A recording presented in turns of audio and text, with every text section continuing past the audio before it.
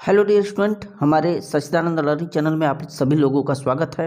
इस वीडियो में देखिए हम लोग बात करने वाले हैं जो सोशियोलॉजी समाजशास्त्र कक्षा 12वीं यूपी बोर्ड का ये मॉडल पेपर यूपी बोर्ड ने जारी किया है। ये बहुत ही इम्पोर्टेंट मॉडल पेपर है। इसको हमने देखा है और सभी बहुत ही अच्छे क्वेश्चन इसमें आए हुए हैं और निश्चित तौर पर आपका जो एग्ज़ाम 2024 का होने जा रहा है, इस बोर्ड परीक्षा में ज़रूर ऐसे क्वेश्चन देखने को मिलेगा या इससे रिलेटेड क्वेश्चन आ सकते हैं। अतः इस पूरे पेपर को अच्छे से आप करके जाइए। तो आइए हम लोग समझते हुए इस प्रश्न पत्र को देखते हैं। पूर्णांक 100 अंक का है, समय 3 घंटा 15 मिनट है और इसमें बहुविकल्पी क्वेश्चन है और अति लघुत्तरी, लघु उत्तरी और विस्तृत उत्तरी प्रश्न अलग अलग दिए गए हैं। अलग अलग शब्द में आपको जवाब देना है। तो पहला क्वेश्चन यहाँ पर बहुविकल्पी क्वेश्चन शुरू है। देखिए कैसा क्वेश्चन दिया गया है। निम्नलिखित में कौन सी एक दशा भारत में जनसंख्या वृद्धि का कारण नहीं है? ये पूछ रहा कि कारण नहीं है।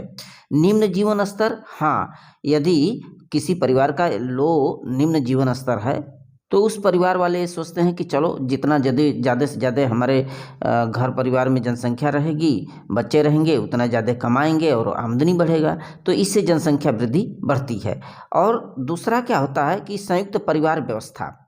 तो संयुक्त परिवार व्यवस्था का मतलब कि पिता पुत्र, दादा दादी, नानी नाना और ये चाची चाचा सब मिला करके बड़ा परिवार होता है। अर्थात हम कह सकते हैं कि इससे भी जनसंख्या में वृद्धि हुई।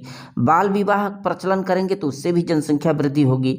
स्थान परिवर्तन की प्रवृत्ति, ये जो है जनसंख्या वृद्धि के कारण यहाँ पर नहीं बनता। तो घ वाला विकल्प इसमें राइट हो जाएगा। प्रश्न दूसरा देखिए, परंपरागत भारतीय समाज में सामाजिक स्तरीकरण का आधार क्या रहा है? धन संपत्ति, ख है जाति, ग है परिवार और घ है धर्म। तो देखिए हमारा जो ट्रेडिशनल सोशल है इसमें जाति को लोग बड़ी वरीयता देते हैं, जो पहले से चला आ रहा व्यवस्था है। यही सामाजिक स्तरीकरण का आधार रहा है। जाति के आधार पर लोग जो है एक दूसरे से विभाजित होते हैं। तो तीसरा प्रश्न देखिए, निम्न में से कौन संयुक्त परिवार की विशेषता है? सामान्य मनोवृत्तियां, सामान्य संपत्ति, एक संगठन, इनमें से कोई नहीं। तो ख वाला आपका सही हो जाएगा, सामान्य संपत्ति। क्या होता है कि एक बहुत बड़ा यदि संयुक्त परिवार होता है तो उसकी आमदनी पूरे परिवार को का मिला करके सामान्य रूप से रहता है और सबका हक उस पर होता है।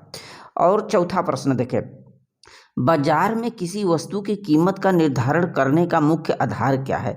तो बाजार में किसी वस्तु की कीमत का निर्धारण करने का मुख्य आधार है वस्तु की डिमांड, वस्तु की मांग और पूर्ति। वस्तु की कितना मांग है उसी के अनुसार उसकी पूर्ति की जाती है और यही कीमत का निर्धारण भी करता है। ख वाला विकल्प यहाँ पर राइट हो जाएगा। प्रश्न 5वां देखिए, महात्मा गांधी ने अस्पृश्य जातियों के लिए 1930 के दशक को किस नाम से संबोधन आरंभ किया? तो 1930 के दशक में उन्होंने जो अस्पृश्य जातियाँ थी, लो जातियाँ थी, उसको उन्होंने हरिजन का नाम दिया था। ख वाला विकल्प यहाँ पे राइट हो जाएगा। आगे बढ़िए, प्रश्न संख्या 6वां देखिए, भारत में 2011 की जनगणना के अनुसार लिंग अनुपात स्त्रियों के प्रति स्त्रियां 1000 पुरुष बताया जा रहा है। तो कितना था पर 1000 पर स्त्रियों की संख्या कितनी थी 1000 पुरुषों पर? तो उस वक्त 940 था। ख वाला विकल्प यहाँ पे राइट हो जाएगा, 6वें का ख। और प्रश्न 7वां, भारत में सूचना का अधिकार अधिनियम किस वर्ष पारित किया गया था? तो भारत में सूचना अधिकार अधिनियम 2005 में पारित किया गया था। यहाँ पर क वाला विकल्प ही आपका राइट हो जाएगा। प्रश्न संख्या आइए 8वां देखिए। 8वां है, निम्नलिखित में से कौन परियोजना कार्य का चरण है? परियोजना यानी प्रोजेक्ट कार्य जो होता है, तो प्लान प्रोजेक्ट कार्य का चरण, अध्ययन विषय का चुनाव, ये भी राइट है। अध्ययन प्रविधियों का चुनाव, ये भी परियोजना में होता है। और तथ्यों का संकलन भी किया जाता है परियोजना के अंतर्गत। तो घ वाला विकल्प यहाँ पे राइट हो जाएगा, उपयुक्त सभी। इसके बाद प्रश्न संख्या आइए आगे 9वां, उपनिवेशवाद किस सोच का प्रतिफल है? तो उपनिवेशवाद साम्राज्यवाद का प्रतिफल माना जाता है। अर्थात यहाँ पे ग वाला विकल्प इसमें राइट हो जाएगा, 9वां का ग। इसके बाद 10वां देखिए, पंचायती राज व्यवस्था में कितने स्तर होते हैं? तो त्रिस्तरीय पंचायती राज व्यवस्था होती है उसमें, अर्थात ख वाला यहाँ पे विकल्प आपका राइट हो जाएगा, त्रिस्तरीय होती है। इसके बाद देखिए अति लघुत्तरीय प्रश्न यहाँ से शुरू हो रहे हैं। 11 से 11वां प्रश्न क्या है ये देख लीजिए। हरित क्रांति के 3 प्रभावों का उल्लेख कीजिए। देखिए बहुत ही इंपॉर्टेंट ये सब क्वेश्चन होते हैं और हर वर्ष आते हैं यूपी बोर्ड एग्जाम में। हरित क्रांति के 3 प्रभाव पूछा, तो पहले तो ये समझ ले हरित क्रांति होती क्या है। देखिए क्या होता है कि कृषि के क्षेत्र में नई नई आजकल टेक्निकल जो आ रही तकनीकी का प्रयोग, उन्नतशील बीजों का प्रयोग, खाद दवाओं का प्रयोग, कल पुर्जे, ट्रैक्टर इत्यादि मशीनरी का प्रयोग करके हम अपनी कृषि उपज को बढ़ा रहे हैं, अपनी उत्पादकता को हम क्या कर रहे हैं, बढ़ा रहे हैं। ठीक, जिससे हमें बहुत ज़्यादा लाभ हो रहा है, मुनाफा हो रहा है। ये इसी को हम लोग हरित क्रांति कहते हैं। तो हरित क्रांति का जो इफेक्ट रहा है, प्रभाव हो रहा है, इससे पूछा है कि इसके प्रभावों का जिक्र करना है। तो हरित क्रांति से देश में क्या हुआ, उपज बढ़ी, देश का खाद्यान्न भंडार बढ़ा, उत्पादन में वृद्धि हुई है, देश को लाभ हुआ है, बहुत ज़्यादा आर्थिक प्रगति बढ़ी है। फिर हरित क्रांति के बाद कृषि में जो नए नए मशीनरी आए हैं, ट्रैक्टर आए, हार्वेस्टर हैं, पंप है, ट्यूबवेल हैं, इसका लोग ज़्यादा से ज़्यादा प्रयोग करने लगे हैं। और अगला इसकी विशेषता ये होती है कि कृषि मशीनों के चलते जो ये तमाम हाइब्रिड बीज आए हैं, कीटनाशक हैं, खरपतवार नाशक हैं, रसायन हैं, उर्वरक, इनका प्रयोग बहुत धड़ल्ले से तेज़ी से बढ़ रहा है। हर कोई आज नई नई ये कीटनाशक, खरपतवार नाशी रसायन इत्यादि का उपयोग, मांग भी बढ़ गया है बाजार में। ठीक है, अपनी उपज को बढ़ाने में सब कोई लगा है। फिर अगला इसकी खासियत ये तो है, इससे क्या होता है कि किसानों का आय बढ़ गया है पहले की अपेक्षाकृत। भाई हरित क्रांति से किसानों का आय बढ़ा है, सामाजिक स्तर बढ़ा है और विकास हुआ है समाज का कहीं न कहीं। अब प्रश्न संख्या 12वां देखिए, औद्योगिक समाज की प्रमुख विशेषताएं बताइए। बहुत ही इंपॉर्टेंट क्वेश्चन। औद्योगिकरण, देखिए औद्योगिक समाज, पहले के समाज में आज के समाज में बहुत डिफरेंस है। आज आधुनिकता के समाज में उद्योगों का बहुत ज़्यादा बोलबाला है। कल उद्योग माने कल मशीनरी, कल कारखाने, हर जगह जहाँ देखो संयंत्र, कल कारखाने, उद्योग लगे हैं, मशीनरी आई है, लोग रोजी रोटी में व्यस्त हो गए हैं। उद्योग आने के साथ ही साथ लोगों को रोजगार मिला है, धंधे बढ़े हैं और लोग उसमें जुटे हुए हैं अपने अपने काम में। तो समाज में एक तरह से कह लें कि उनके पास समय नहीं है, लोग व्यस्त हैं, सामाजिक संबंध बनाने के लिए उनके पास समय ही नहीं है। और दूसरा ये तथ्य इसमें भी देखने को मिलता है कि जैसे कोई कारखाना है, कोई मिल है, फैक्ट्री है, ढेर सारे लोग वहाँ पे काम कर रहे हैं, तो उसमें जाति पाति का भी अभाव, जाति पाति नष्ट हो रही है। होटल में, ढब्बे में, हर जगह लोग कंधे से कंधे, बस में, रेल में कंधे से कंधे मिलाकर काम कर रहे हैं। तो ये सामाजिकता प्रभाव तो पड़ा है औद्योगिक समाज का, ये सब विशेषताएं रही है। अगला प्रश्न संख्या आगे आइएगा 13वां देखिएगा। प्रश्न 13 देखिए, मास मीडिया क्या है पूछा है।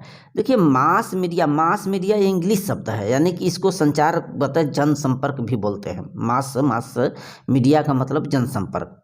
तो ये जो जनसंपर्क के साधन रहे हैं, इन साधनों को ही हम मास मीडिया का दर्जा देते हैं। जनसंपर्क के साधन कौन कौन से साधन होते हैं जनता तक संपर्क बनाने के लिए? ये टीवी है, मोबाइल है, दूरदर्शन, रेडियो, सीडी, ये समाचार पत्र भी कह लें। ठीक है, तो ये सब क्या है, मास मीडिया कहलाते हैं। ठीक है, प्रश्न संख्या 14 देखिए, 14वां जनसंख्या विस्फोट का अर्थ बताइए। तो जैसा कि आपको पता है कि जनसंख्या विस्फोट देश में अति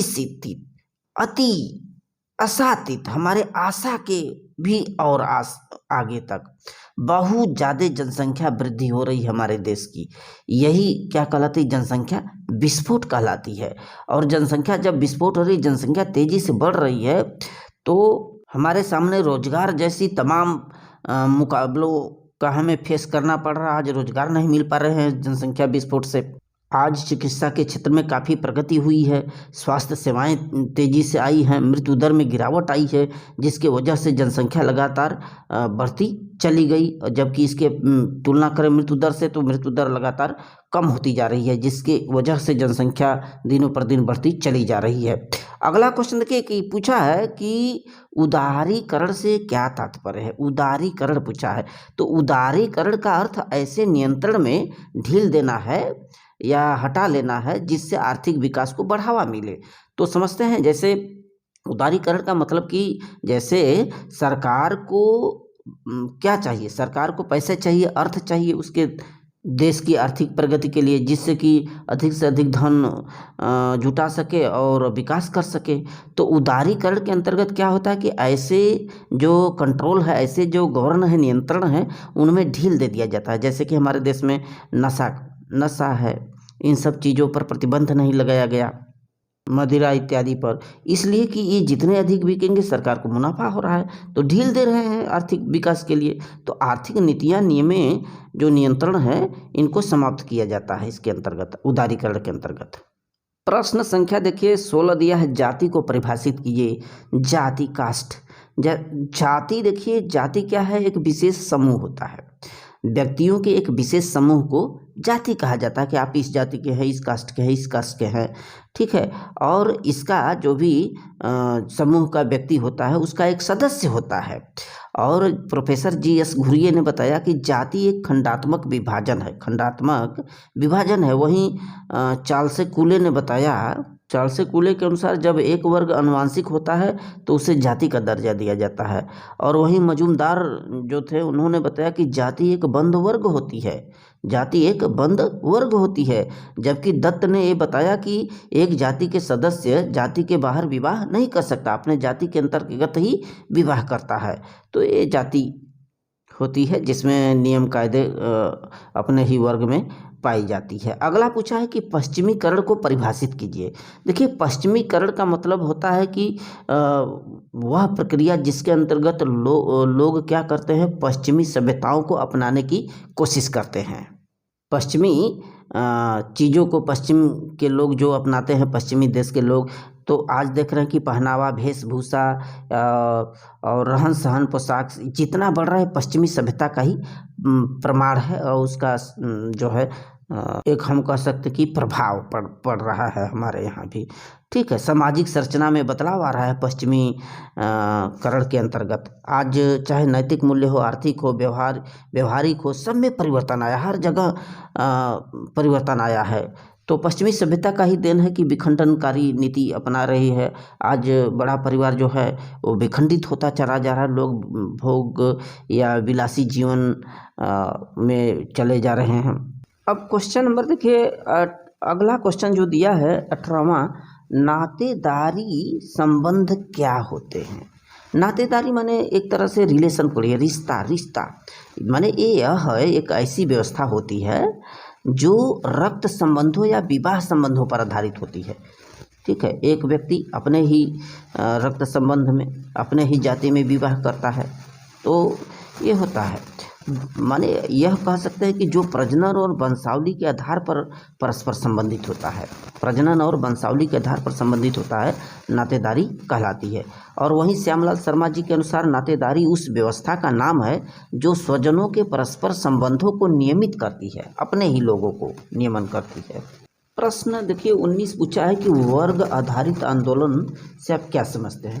देखिए, जो वर्ग होता है, वर्ग समान सामाजिक स्थिति वाले व्यक्तियों का एक समूह होता है, जिसमें क्या होता है कि व्यक्ति जो होता है, तमाम जो आयाम होते हैं, शिक्षा होता है, पैसा होता है, आय होता है, आवासीय दशा होती है, जीवन स्तर होती है, अपनी जीविका होती है, रोजी रोटी होती है, इसके लिए क्या होता है कि एक आंदोलन करना पड़ता है। ये आपके वर्ग आधारित आंदोलन होते हैं। इसे आप डिटेल में और अध्ययन कर लीजिएगा। प्रश्न संख्या 20 देखिए क्या आया है, जन्म दर से आप क्या समझते हैं। तो देखिए, एक वर्ष में क्या होता है, एक वर्ष में 1000 जनसंख्या के पीछे जन्म लेने वाले जीवित बच्चों की संख्या को ही जन्म दर कहा जाता है।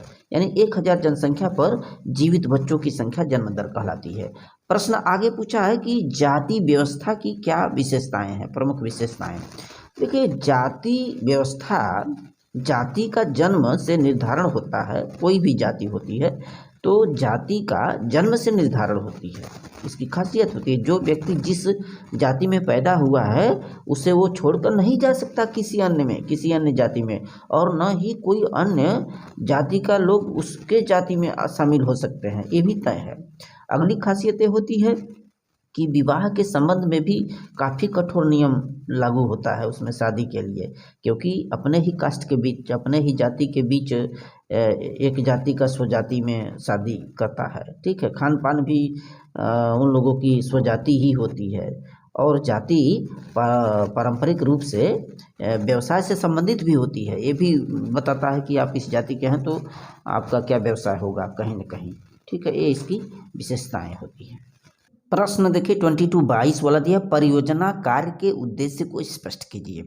देखिए, जो प्रोजेक्ट कार्य होते हैं, परियोजना कार्य होते हैं, उनका एक उद्देश्य तैयार किया जाता है। इससे क्या होता है कि समय का, धन का, श्रम का क्या होता है, एक बचत हो जाता है। पहले हम प्रोजेक्ट बना लेते हैं जो हमें माने एक लक्ष्य की प्राप्ति हेतु हमारा एक प्रोजेक्ट बनेगा ताकि हम ज़्यादा से ज़्यादा कम समय में उस चीज़ को प्राप्त कर सके, कम धन में प्राप्त कर सके, भटकाव ना हो, श्रम की भी कम ज़रूरत पड़े।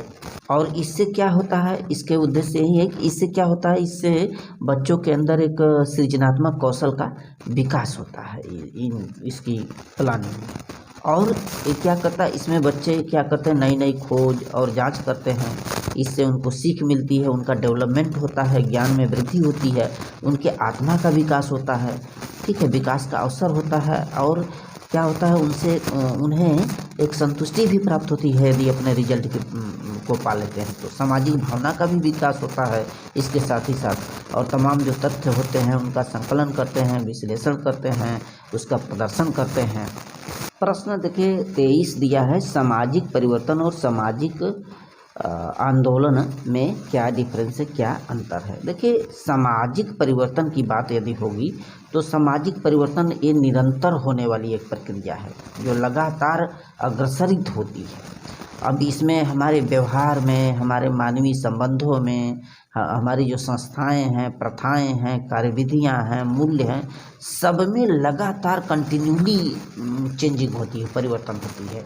और वही बात सामाजिक आंदोलन की करेंगे तो सामाजिक आंदोलन में क्या होता है कि कोई एक लक्ष्य की प्राप्ति के लिए हम आगे बढ़ते हैं, एक विशिष्ट उद्देश्य होता है, विशिष्ट उद्देश्य इसमें निर्देशित होता है और इसमें लगातार उस उद्देश्य की प्राप्ति के लिए हम लगातार प्रयास करते चले जाते हैं। अगला क्वेश्चन देखिए पूछा है कि पंथ निरपेक्षता से 24, पंथ निरपेक्षता से क्या समझते हैं। पंथ निरपेक्षता का मतलब कि पक्षपात नहीं होना चाहिए, किसी धर्म को लेकर के हमें पक्षपात नहीं करना चाहिए। अर्थात हम कह सकते हैं कि पंथ निरपेक्षता का तात्पर्य उस प्रवृत्ति से है जिसमें धर्म और विश्वास के मामलों में तर्क और युक्तिशीलता को अपनाया जाता है। इसमें क्या होता है कि सरकार किसी भी धर्म के प्रति भेदभाव नहीं करती है, उसका जो रूल और रेगुलेशन है वो सबके लिए होगा। ठीक है, पंथ निरपेक्षता का तात्पर्य धर्म विरोधी नहीं होना है, इसमें धर्म विरोधी किसी का नहीं करना है। भारत सरकार न किसी धार्मिक पंथ को का साथ देती है और न ही उसका विरोध करती है। ये पंथ निरपेक्षता के अंतर्गत हम कह सकते हैं। अगला क्वेश्चन देखिए पूछा है कि दलित आंदोलन के मुख्य उद्देश्य लिखिए। तो देखिए, दलित आंदोलन का मतलब कि जो शोषित, वंचित, पीड़ित समाज है, भूमिहीन है, गरीब है, महिलाएं हैं, श्रमिक हैं, कामगार हैं, तो उनका हक और अधिकार कैसे प्राप्त होगा। उनके हक और अधिकार के लिए जो माने आंदोलन चले, ठीक है, उसका उद्देश्य यही है कि उनका हक मिले, उनका अधिकार मिले, भेदभाव खत्म हो, समानता का अधिकार मिले, शिक्षा का अधिकार मिले, उनका बहुमुखी विकास हो। तो इसके लिए तमाम पहलू अपनाए गए। दलितों के खिलाफ हो रहे शोषण, अत्याचार, इन सब को नष्ट करना एक लड़ाई होती है, इसका मेन यही उद्देश्य है। इसके जो संस्थापक रहे हैं दलितों के, वो डॉक्टर भीमराव अंबेडकर जी रहे हैं। तमाम उन्होंने नियम रेगुलेशन बनाए उनके लिए, हक के लिए। उन्होंने ही उन दलितों, शोषितों के लिए सामाजिक, आर्थिक, राजनैतिक अधिकारों का पैरवी किया था। फिर अगला क्वेश्चन देखिए 26 क्वेश्चन है, पंचायती राज अधिनियम की मुख्य विशेषताओं का उल्लेख करना है यहाँ पे। तो पंचायती राज व्यवस्था 1992 में स्टार्ट की गई थी। उसकी खासियत तमाम आधारों से देखा जाता है, उसकी विशेषताएं। जैसे पंचायतों का निर्वाचन है, तो पंचायत में क्या होता है, निर्वाचक नामावली तैयार होती है। जो राज्यपाल होता है वो राज्यपाल द्वारा जो नियुक्त चुनाव आयुक्त होता है, चुनाव आयुक्त की देखरेख में पंचायतों का चुनाव कराया जाता है। उस निर्वाचक नामावली के आधार पर जो भी सदस्य उसमें होते हैं, ठीक है, जो है पंचायत स्तर पर समस्त जो चुनाव संबंधित व्यवस्था है निर्वाचन आयोग के हाथ में होती है। इसके बाद पंचायत स्तर पर ही वित्त आयोग का भी गठन होता है। पंचायती राज व्यवस्था के अंतर्गत तमाम धन सरकार देती है जिससे वो विकास कार्य करते हैं, और कर भी वसूला जाता है। पंचायत में जो लगने वाला कर भी है वो वित्त आयोग ही लेता है। इसके बाद 11वीं अनुसूची द्वारा पंचायतों के कार्य जोड़े गए हैं। 11वीं अनुसूची क्या है कि इसके अंतर्गत ऐसे मद होते हैं जिसमें सरकार ज़्यादा से ज़्यादा धन देती है और गाँव का पंचायतों का विकास किया जाता है। इसके बाद ग्राम सभा का आयोजन भी इसमें होता है। ग्राम सभा जो है प्रत्येक ग्राम पंचायतों में बनती है, ग्राम में बनती है। इसमें क्या होता है कि एक विशेष शक्ति दिया जाता है और ये उन शक्तियों से तमाम विकास के कार्य अपना करेंगे। फिर पंचायतों का जो गठन होता है इसी के अंतर्गत होता है, पंचायती राज व्यवस्था के अंतर्गत ही किया जाता है। पंचायतों की संरचना भी इसी के अंतर्गत होती है। वहाँ की जो जनसंख्या है पंचायतों की, उसी के आधार पर ये निर्भर करता है। फिर पंचायतों में आरक्षण भी होता है। आरक्षण का कोटा होता है कि इतने अनुसूचित जाति, अनुसूचित जनजाति किसी भी चीज़ में भाग ले सकते हैं, मत में या फिर किसी चुनाव में यदि आप पार्टिसिपेट लेते हैं, जैसे ग्राम प्रधान है या मेंबर सदस्य इत्यादि, जिला पंचायत, सब पंचायत आरक्षण बने हुए हैं। पंचायतों का जो कार्यकाल है वो 5 वर्ष के होते हैं, ये इनकी खासियत होती है। अब विस्तृत उत्तरीय प्रश्न यहाँ से देखिए 27 वाला जो प्रश्न दिया है, ये संस्कृतिकरण की अवधारणा तथा इसकी प्रमुख विशेषताओं की विवेचना कीजिए। देखिए संस्कृतिकरण, आधुनिकीकरण, पश्चिमीकरण हर वर्ष यूपी बोर्ड में टच होता है। संस्कृतिकरण क्या है? देखिए संस्कृतिकरण के जो इसकी अवधारणा को ऊपर तक लाने का जो श्रेय जाता है वो डॉक्टर M.N. श्रीनिवास थे। Doctor M.N. श्रीनिवास जी संस्कृतिकरण को आगे लेकर के आए थे। तो डॉक्टर M.N. श्रीनिवास के अनुसार संस्कृतिकरण वह प्रक्रिया होती है जिसके अंतर्गत क्या होता है कि कोई एक निम्न जाति का लोग है, माने निम्न जाति का, बहुत लो कैटेगरी का जो जाति होते हैं, लो जाति के समूह, जनजाति, अनुसूचित जाति, ये क्या होते हैं कि बड़े जातियों का नकल करते हैं, जैसे ब्राह्मण या अन्य किसी उच्च जाति का नकल करते हैं। तो उच्च जाति में जो रीति रिवाज है, कर्मकांड है, विचारधारा है, वह जो निम्न जाति के लोग हैं वैसा ही कर्मकांड, पूजा पाठ इत्यादि करने लग जाते हैं। यही क्या होती है, हमारी संस्कृतिकरण कहलाती है। आगे पूछा है कि संस्कृतिकरण की जो विशेषताएं हैं उसका जिक्र करना है। देखिए संस्कृतिकरण में इसकी जो खासियत होती है, इसमें एक होती है वैधिकरण। वैधिकरण का मतलब कि यदि हम किसी निम्न जाति में जन्म लिए हैं, लो कैटेगरी में हैं, निम्न जाति के सदस्य हैं और थोड़ा सा हमारा बोलबाला ज़्यादा है, अपने ही जाति में हम शक्तिशाली हैं, तो हम क्या करते हैं कि ब्राह्मणों से या उच्च वर्ग के लोगों के द्वारा जो है हम अपनी जाति को ही बदल लेते हैं। हम हालांकि निम्न जाति से बिलोंग करते हैं, लेकिन ब्राह्मण यदि हमें उच्च साबित कर दे, उच्च सिद्ध कर दे, तो उसके रीति रिवाज, कर्मकांड को हम अपना करके जो है हम अपने रैंक को बढ़ा सकते हैं। यानी हम निम्न जाति के सदस्य को भी उच्च जाति का सदस्य घोषित कर दिया जाता है, ऐसा मत कुछ वैज्ञानिकों का है, कुछ विद्वानों का है। ये वैधिकरण के अंतर्गत आता है। अगली खासियत होती है कि सामाजिक गतिशीलता पाई जाती है। माने जो संस्कृतिकरण है एक ऐसी प्रक्रिया होती है जिसमें क्या होता है कि हम निम्न जाति के लोग उच्च जाति के साथ अपनी सामाजिकता को ही परिवर्तित कर लेते हैं। मतलब क्या होता है कि जो निम्न जाति के लोग होते हैं उच्च जातियों का नकल करते हैं, उनके आदर्शों पर चलने लगते हैं, उनका अनुकरण करते हैं। फिर अगली खासियत होती है संस्कृति का आदान प्रदान। यानी कि जो उच्च कैटेगरी में होता है, उच्च जाति के लोगों में जो जो चीज़ें वो लोग पूजा पाठ कर्मकांड अपनाते हैं, तो वैसा ही नकल करके निम्न जाति के लोग भी कर लेते हैं। यानी हम एक तरह से कहें तो उनके संस्कृतियों का आदान प्रदान होता है, जैसा वो करेंगे हम भी वैसा ही करेंगे। ठीक है। फिर आदर्शों का महत्व होता है इसमें भी, यानी कि जो उच्च जाति का जो आदर्श होता है, नैतिकता होती है, वैसा ही अनुकरण निम्न जाति के लोग भी करने लग जाते हैं। ये इनकी खासियत होती है संस्कृतिकरण की। अथवा यहाँ पर देखिए ऑप्शनल जो क्वेश्चन पूछा, भूमंडलीकरण द्वारा आर्थिक तथा राजनैतिक क्षेत्र में लाए गए विचार परिवर्तनों की विवेचना कीजिए। देखिए भूमंडलीकरण क्या होता है? क्या होता है कि जो दुनिया भर के देश होते हैं, तमाम देशों के बीच क्या होता है कि तमाम जो उनके बीच सांस्कृतिक है, उनकी सामाजिकता है, आर्थिक प्रगति है, उन्नतशील की अच्छे अच्छे यंत्र हैं, कलपुर्जे हैं, ठीक। तो इनका क्या होता है, आपस में अंतः क्रिया होती है। यानी हम हमारे देश में जो चीज़ नहीं हो रहा है दूसरे देश से मंगाएंगे, हमारे देश से उनके देश में जाएगा वह वस्तु। तो इससे क्या होगा, हम भी मजबूत होंगे, वह भी मजबूत होंगे, उनका भी विकास होगा, हमारा भी विकास होगा। तो देशों के बीच ये अंतः क्रियाएँ होती हैं, वहाँ का भी आर्थिक प्रगति अच्छा होगा और हमारे देश का भी अपना भी आर्थिक प्रगति होगा। तो वस्तुओं का, सेवाओं का इसके अंतर्गत आदान प्रदान होता है भूमंडलीकरण के अंतर्गत। इससे आर्थिक विकास भी होती है और राजनैतिक क्षेत्र में एक समरसता, एक आदर्श माहौल भी क्रिएट होता है। उनके और हमारे विचारधाराओं का आदान प्रदान होता है एक दूसरे से। प्रश्न 28 देखें, बहुत इंपॉर्टेंट क्वेश्चन है सभी। दहेज प्रथा का भारतीय समाज पर क्या प्रभाव पड़ा? देखिए दहेज प्रथा, दहेज क्या होता है? दहेज उस धन को या संपत्ति को कहा जाता है जो विवाह के समय वर पक्ष को कन्या पक्ष के द्वारा एक मोटी रकम दी जाती है।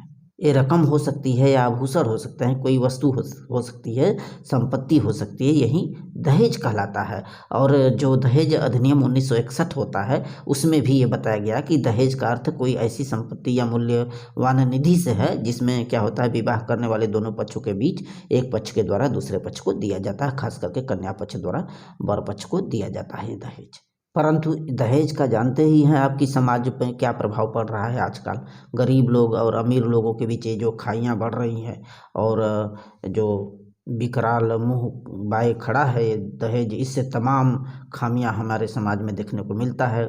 जैसे जानते हैं बालिका वध होता है, कभी कभी लोग हत्या भी कर देते हैं बालिकाओं का, ठीक है।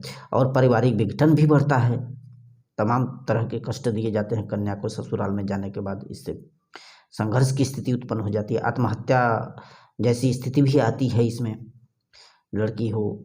और ऋणग्रस्तता भी आ जाती है, कभी कभी किसी पिता को इतना दहेज में इतना जीवन भर उसको ऋण भुगतना पड़ता है जो गिरवी या उधार धन लिया होता है। निम्न जीवन स्तर हो जाता है दहेज जुटाने के चक्कर में। और बहुपत्नी भी विवाह इसमें बढ़ावा मिला है दहेज से। इसमें क्या होता है कि एक कोई सोचता है कि चलो एक और शादी कर लो, एक और कर लो, एक और कर लो, ताकि हमें बहुत ढेर सारे दहेज के रूप में पैसा मिल जाए। पर आज की सरकार जो है इस पर कंट्रोल लगाई है, बहुपत्नी विवाह पर, ठीक है। बेमेल विवाह भी इसका खासियत है।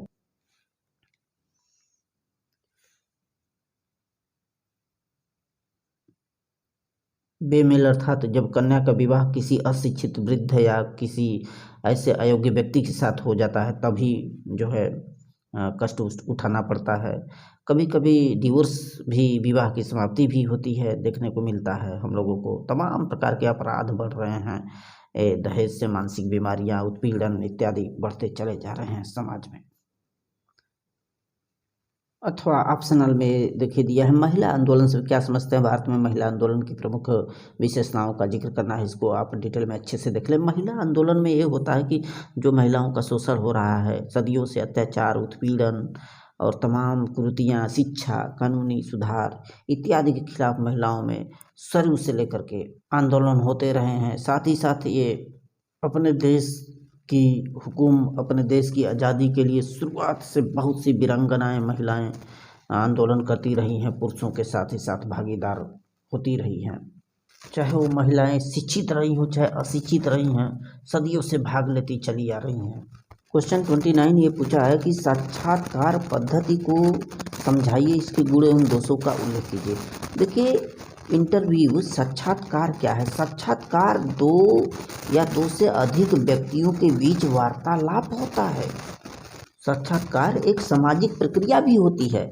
साक्षात्कार में क्या होता है कि हम साक्षात्कारकर्ता जो होता है उसको अपनी बातों को शेयर करते हैं, अपनी बातों को बताते हैं, तमाम न्यूज़ को बताते हैं, खबर को बताते हैं, जिससे अन्य लोगों तक पहुंचता है समाज में।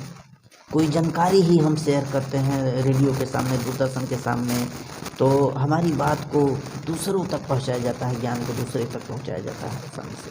साक्षात्कार के गुण यही है कि कोई भी सूचना, कोई भी अच्छी चीज़ समाज में तमाम लोगों तक पहुंच जाती है, सभी स्तरों तक लोगों को सूचना मिल जाती है। एक क्षेत्र की सूचना दूसरे क्षेत्र में जाती है, ज्ञान दूसरे क्षेत्र में जाता है। जैसे कोई मौसम संबंधी भविष्यवाणी या मौसम की सूचना दिया जाता है, किसानों को तटस्थ हो जाते हैं। इसमें आंतरिक भावनाओं का भी सूचना दिया जाता है। जैसे कोई साक्षात्कार होता है तब उसमें क्या होता है कि एक व्यक्ति दूसरे व्यक्ति को अपनी भावनाओं, विचारों के बारे में बता रहा होता है, और इसमें अमूर्त घटनाओं की भी वास्तविक जानकारी होती है। ठीक है, साक्षात्कार के माध्यम से ही जो हमारी भावनाएं हैं, विचार हैं, रुचियां हैं, ये हम दूसरों तक पहुंचाते हैं। फिर मनोवैज्ञानिक भी महत्व माना जाता है इसमें, और पूर्व घटनाओं की एक जानकारी भी दी जाती है इसमें। साक्षात्कार के दोष भी होते हैं। बहुत से लोग ये नहीं चाहते कि हम मीडिया के सामने, न्यूज़ चैनल के सामने आए, डरते हैं। उनको ये लगता है कि कहीं हम हमारी आत्मा को आत्म की माने अपने विचार को दूसरों के सामने शेयर न किया जाए, ये हो सकता है, वो हो सकता है, ये थोड़ा सा डर होता है। तो विश्वसनीयता और वैधता का अभाव इसमें होता है, और विस्मृति भी होती है। जैसे हम कोई सूचना या ज्ञान साक्षात्कारकर्ता को दिए तो वो अपने मनगढ़ंत बढ़ा सकता है उस बात को। हमारे द्वारा बताया गया जो इम्पोर्टेंट चीज़ है उसको छोड़ भी सकता है। फिर इसमें क्या होता है कि पृथक सामाजिक पृष्ठभूमि भी पाई जाती है। अर्थात हम कह सकते हैं कि साक्षात्कारदाता और साक्षात्कारकर्ता दोनों के बातों विचारों में तालमेल नहीं खाता है। ठीक है, हीनता की भावना तो आती ही है इसके अंतर्गत। तो साक्षात्कार के गुण और दोष को आप डिटेल में अच्छे से पढ़ लेंगे। ऑप्शनल में देखिए एक क्वेश्चन पूछा है कि हरित क्रांति और इसके सामाजिक परिणामों की विवेचना कीजिए। बहुत ही इंपॉर्टेंट क्वेश्चन है हरित क्रांति। तो जैसा कि हमने बताया कि हरित क्रांति क्या होता है, कृषि के क्षेत्र में नए नए दवाएं, कीटनाशक, खाद, बीज, कलपुर्जे, यंत्रों इत्यादि का प्रयोग करके अपनी प्रोडक्ट को, अपनी उत्पादकता को बढ़ाना, जिससे हमें ज़्यादा से ज़्यादा मुनाफा हो, लाभ हो, इसे ही हम क्या कहते हैं, हरित क्रांति कहते हैं।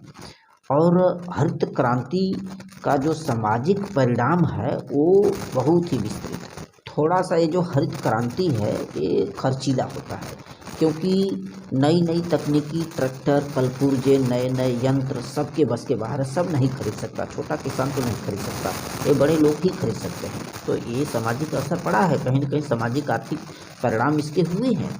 माने ये कह सकते हैं कि नई प्रौद्योगिकी से मुख्यतः मध्यम और बड़े किसानों को ही लाभ मिला है। जो बड़े बड़े किसान हैं, काश्तकार हैं, उनके पास पूंजी है, वही कलपुर्जों खरीद सकते हैं। कीटनाशकों को, उर्वरों को, इतने महंगी दवाओं को छिड़क करके अपनी फसल में प्रयोग कर सकते हैं और उत्पादकता हासिल कर सकते हैं, लाभ कमा सकते हैं। तो ये असर पड़ा है। और दूसरा ये हो कि हरित क्रांति का लाभ केवल उन्हीं बड़े किसानों ने उठाया है जिन्होंने अपनी अतिरिक्त उपज को बाजार में बेचा है।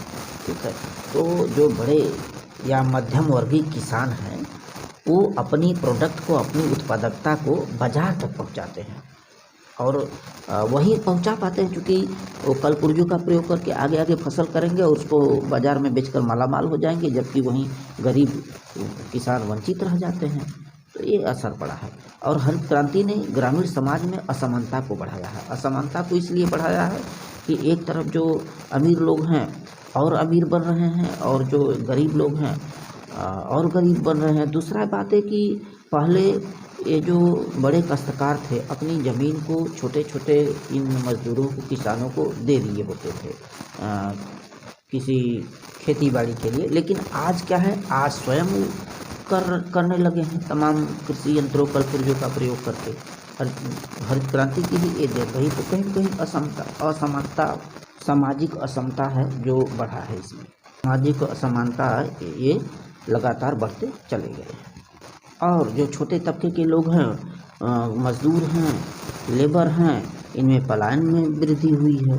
पलायन में इसलिए वृद्धि हुई है, गांव से छोड़कर शहरों की तरफ गए हैं, क्योंकि नई नई तकनीकी कल पुर्जे, थ्रेसर, फेलर इत्यादि ऐसे कल पुर्जे मशीनरी आ गई कि उनको काम मिला ही नहीं, अब ये मशीनरी ही करने लगी है, तो पलायन तो बढ़ा जो शहर की तरफ होता है। तो कहीं न कहीं हरित क्रांति से अमीरी और गरीबी के बीच खाई भी बढ़ी है। So very very thanks.